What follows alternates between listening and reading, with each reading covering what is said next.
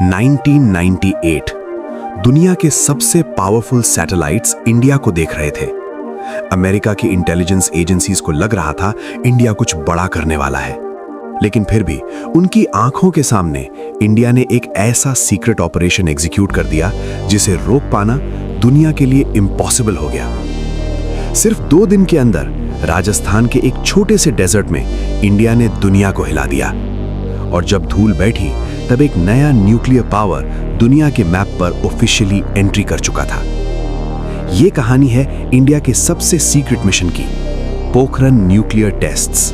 राजस्थान का थार डेजर्ट एक ऐसी जगह जहां सिर्फ रेत ही रेत दिखती है, दिन में तेज धूप और रात को खामोशी। इसी डेजर्ट के बीच एक छोटा सा गांव है, पोखरण। बहुत सालों तक यह जगह बस एक नॉर्मल मिलिट्री टेस्टिंग एरिया थी, लेकिन 1990s के एंड तक ये इंडिया के सबसे बड़े सीक्रेट का सेंटर बन चुकी थी।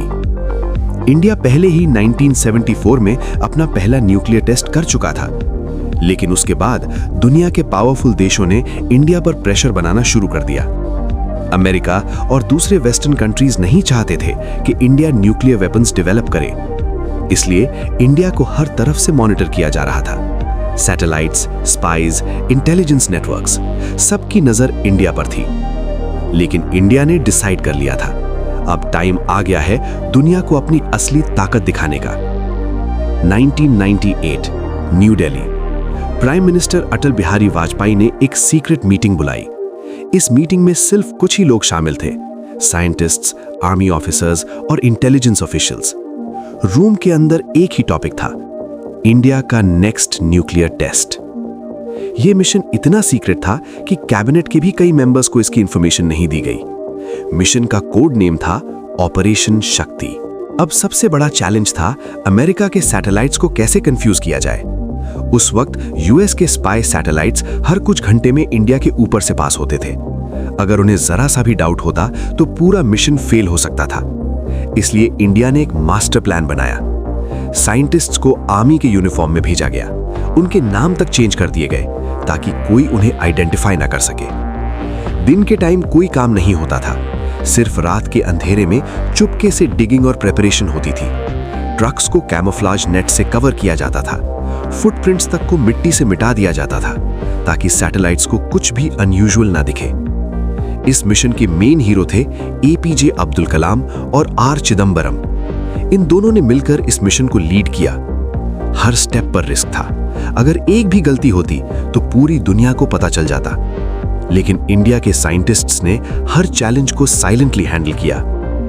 फिर आया 11 मई 1998 का दिन। सुबह का वक्त था, सब कुछ रेडी था।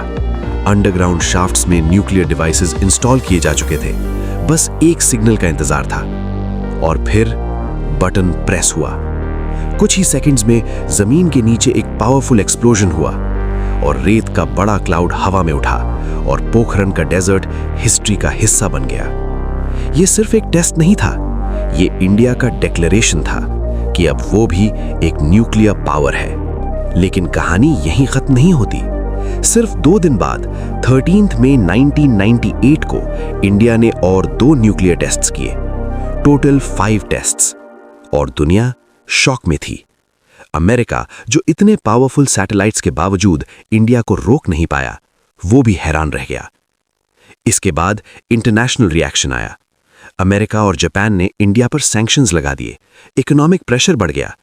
लेकिन इंडिया ने अपना डिसीजन चेंज नहीं किया। प्राइम मिनिस्टर वाजपेयी ने क्लियरली कहा, इंडिया अपनी सिक्योरिटी के लिए कोई कॉम्प्रोमाइज नहीं करेगा।